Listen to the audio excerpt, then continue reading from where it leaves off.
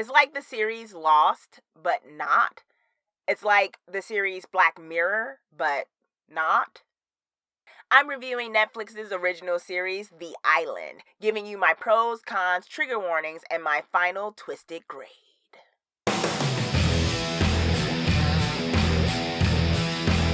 Hey Twisted People, it's your Twisted Girl here, and today I'm reviewing Netflix's original series, The Island. Get it? Land, because they took out the S to let you know that it's digital. When 10 people wake up on a treacherous island with no memory of who they are and how they got there, they set off on a trek to try to get back home, only to discover the world is not as it seems. The Island is an interesting premise with an uneven execution. It'll remind you of a whole bunch of other shows that you've probably already seen before and might have liked better. Also, it takes a while to get started. Really started. It's kind of slow in the beginning.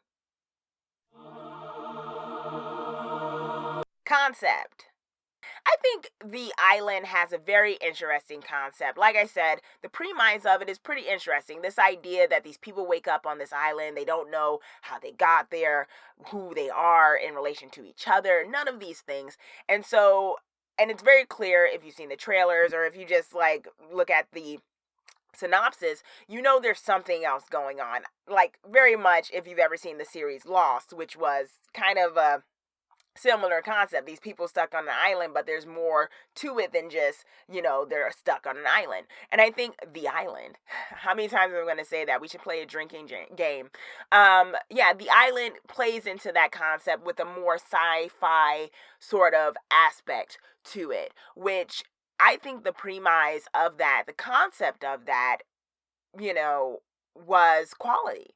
I just, didn't think it was executed as well as it could have been, but it's a very cool concept, even though we've seen versions of it before in plenty of other sci-fi TV series and movies.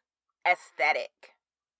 It's a very nice looking show. I mean, one of the things you can run into with science fiction, especially in this day and age with so much technology and stuff. See, with horror, I always feel like practical effects is the best, right? Stuff that's tangible, things that, it really looks like the gore, really looks like the person's there. I'm not for overly done CGI in horror. With sci-fi, it's a little bit of a different concept, right? With science fiction in the dark fantasy realm, it's a little bit of a different concept.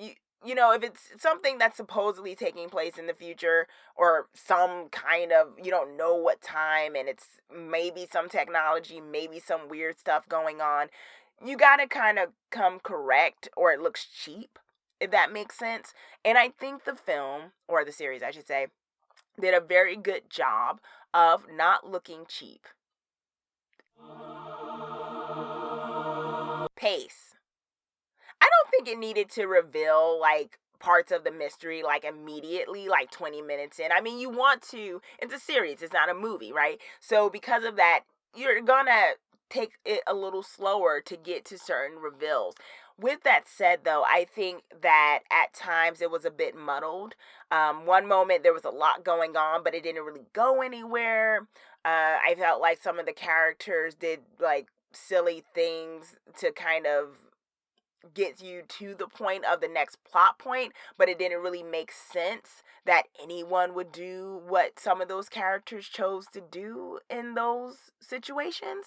So it felt a bit contrived, but I think that's more related to the pacing of it, because it was okay, this stuff is happening, and you could tell that they were kind of well, we need to get to this point, so we have to make this character do this, when it didn't really make sense for the character to do that.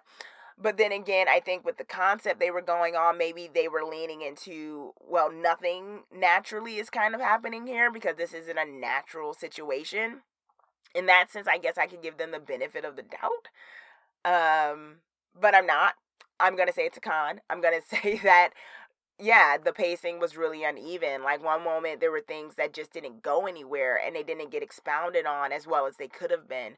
And so the first episode was pretty hard to get through. I have to admit, there were times when I was tempted to look on my phone because it was just kind of, yes, the initial what's going on, but I felt like it was wasn't as executed as compellingly as it could have been.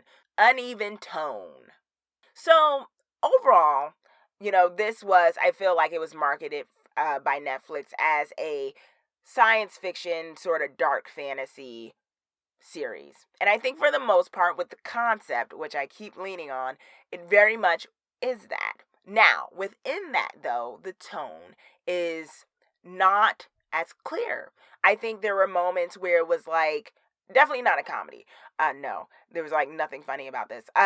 But there were moments where it was like, okay, is this like straight out action adventure, or is this like introspective, existential? What is the meaning of human life and existence? Like, where are you going with this? What's your commentary? What's your messaging? And I don't. Now, that's not me saying that these kind of shows need to have messaging or commentary. What I'm saying is that it was very clear in certain episodes and in certain scenes that they were trying to push forth a message in this series. I was like, okay, you're trying to say something. That's very clear. I just don't know what. So there was that.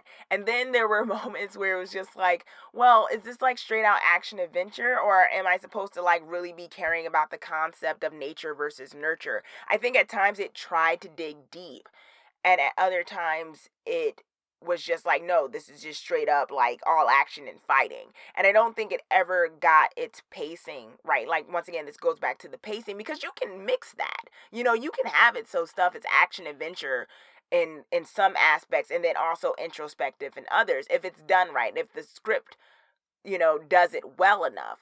And I don't think this series did that. I think there were moments, there were some scenes where it was like, oh, that was powerful, what they were just talking about. And then it would go into something that felt like it was like just straight up, shallow action for way long when it came to like most of the episodes. So it was kind of like, well, maybe you want to go back to the other thing, the introspective thing. I think it did introspective commentary way better than when it was trying to be all out action adventure. Attempted sexual assault, child endangerment. I'm going to say The Island is Twisted approved, in the sense that I don't think you'd be wasting your life watching the handful of episodes. It's not a long series. And if you were curious about the concept, about what the mystery is, about how it's similar to Lost and how it's similar to Black Mirror and what that means and all of that, I think you will not be severely disappointed. I think in that same regard, though, I will say that it's not groundbreaking stuff. You've seen these concepts before. Like I said, it's going to remind you of a lot of other shows you've already seen. So in that regard, yeah, if you're looking for something groundbreaking, not this, but also it's not terrible. My twisted final grade for The Island is B-. Okay, Twisted people, so that is my review of Netflix's original series, The Island. If you've seen the series, do you agree with my pros? Do you agree with my cons? What are some similar conceptualized series that you have seen that are very similar to what you think The Island might be about, or what you know The Island is about because you've seen it? Let me know, comment down below, let me know your thoughts. And also, be sure to subscribe so that you're the first to know when I post my videos. Thanks for watching.